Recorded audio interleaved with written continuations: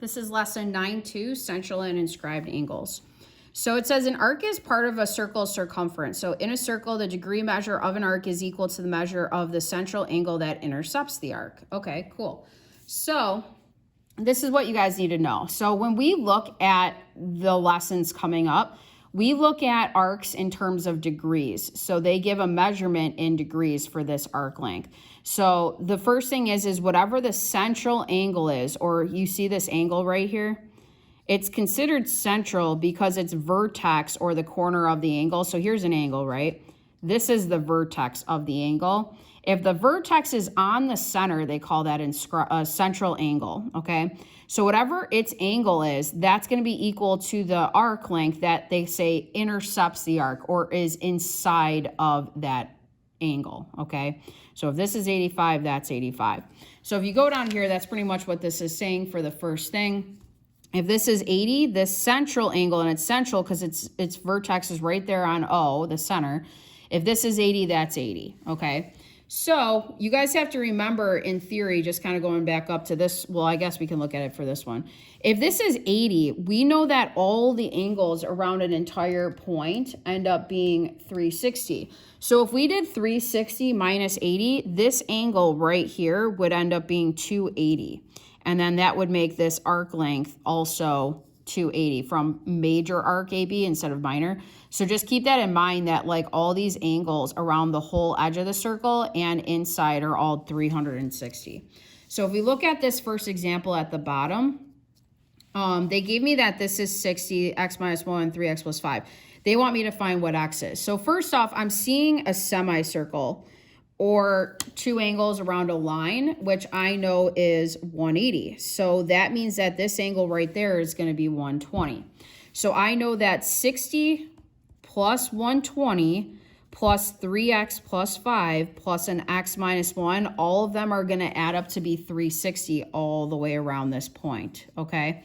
So if we combine like terms, we would get 4x plus 184 is 360.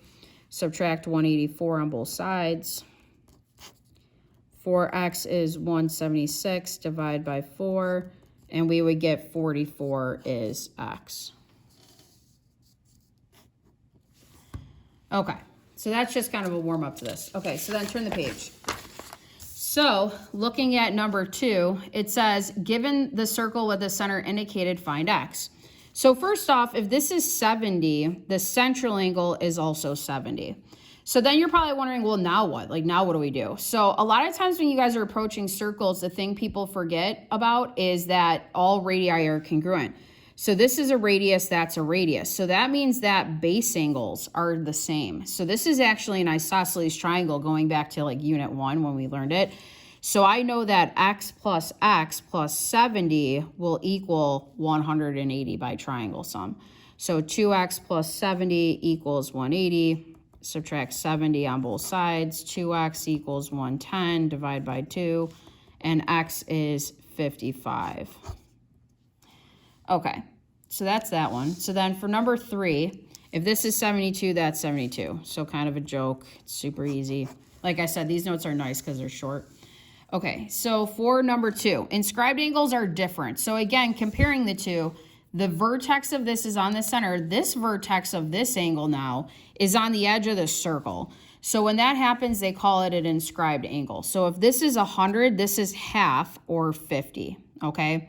So whatever the intercepted arc is between this two sides of the angle, so like if I trace out here is this angle, okay? This is my intercepted arc right there. Whatever that is, the angle will be half of it, okay? So if we look at it, if this first one right here is 108, half of 108 is 54.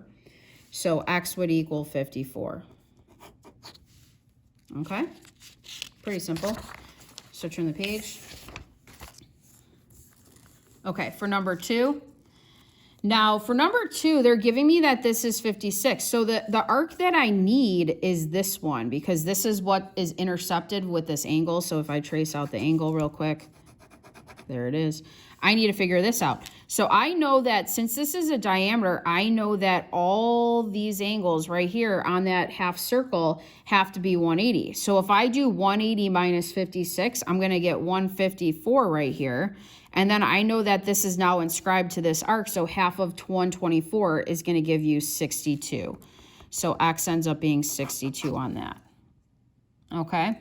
Now, number 3 has a special name. It's called Thales theorem.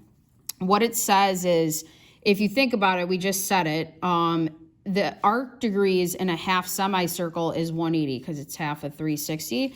So this angle is inscribed inside a semicircle, meaning its endpoints are on the ends of a half circle. So no matter what, that's going to end up being 90. Okay, so there's a lot of different ways you can draw that. Like if I had the same circle here, here's the diameter. Doesn't matter how you draw the triangle, whether it's slanted this way, no matter what, it'll always give you a 90-degree angle if the endpoints of that angle are on the diameter. Okay, so it has a name. It's called Thales theorem. Not that that's important, but that's what it's talking about. Okay, so then for this one, I call these boomerang questions. So if this is 50, this is inscribed, its arc is double it. So that would be 100. And then this is central to it. So that would be 100. Pretty simple. Okay, so then last one, if we look at number 5, if this is 50, this is an isosceles triangle. So base angles are the same. So that would be 50. So this makes 100. So that means this top angle would have to be 80 by triangle sum. This is a central angle, so it equals its intercepted arc. And then the inscribed angle is half of that. So then x would just equal 40. Okay, that's it for this lesson, guys. Thanks.